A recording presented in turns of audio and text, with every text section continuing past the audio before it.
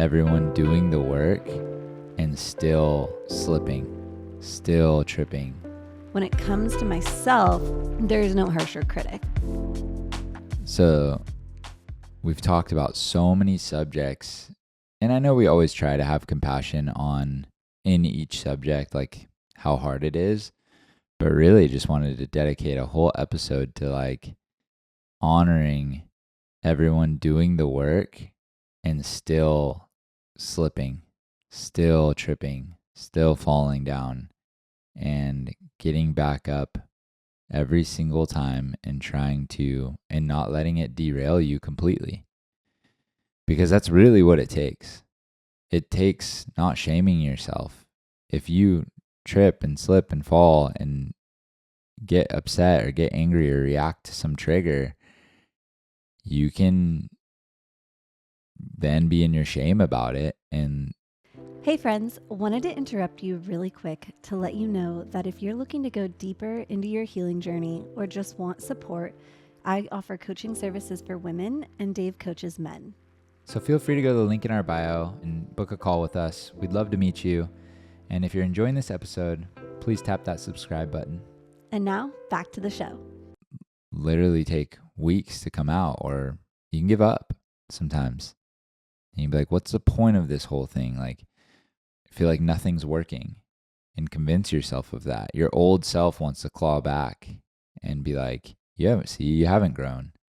See, you're still that same scared kid, or whatever it is, your thoughts that you have. And I have those too. My scared little boy sometimes wants to come out and tell me I'm still this hood rat kid with no dad from Oceanside that doesn't know anything about any of this, or the kid that barely graduated high school, or the kid that got married young and then couldn't hack it and got a divorce. And so like I have it's just all of this like old narratives in my brain that will make me feel like I'm an imposter if I listen to them. And I win the battle 99% of the time.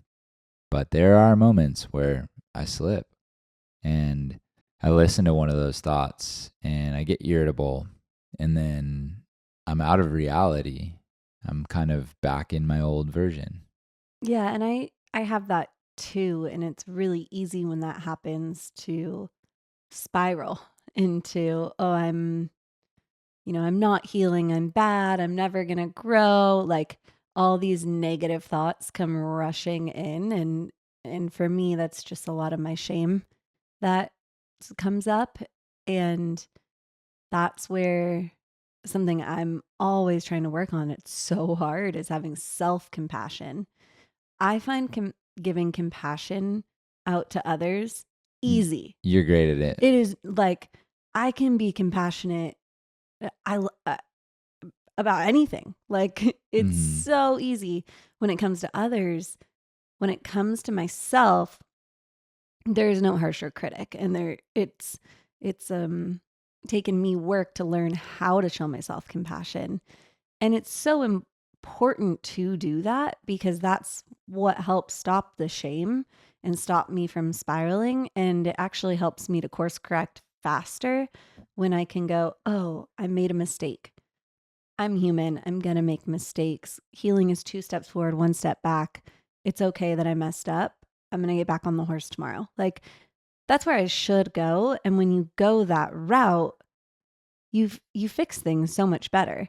It's kind of like when you get in a fight with your partner and you're actually in the wrong, but you get really defensive. I don't know what that's like. We don't fight.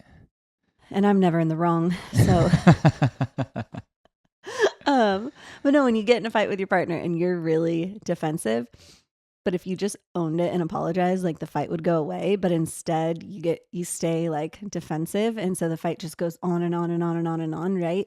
So like there is the ticket to squash it, and you're like, oh, I'm not squashing it. Self-compassion is the ticket to squash the shame and all of those uncomfortable and bad feelings about your mistake. But in those moments, it's really hard to choose self-compassion.